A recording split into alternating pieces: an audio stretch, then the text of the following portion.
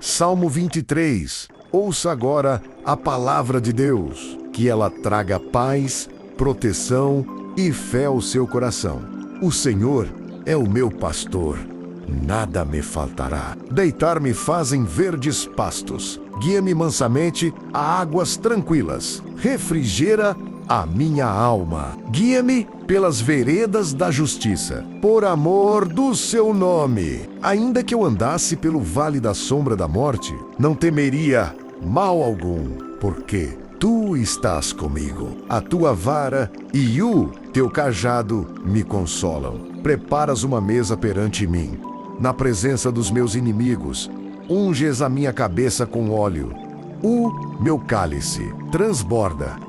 Certamente que a bondade e a misericórdia me seguirão todos os dias da minha vida, e habitarei na casa do Senhor por longos dias.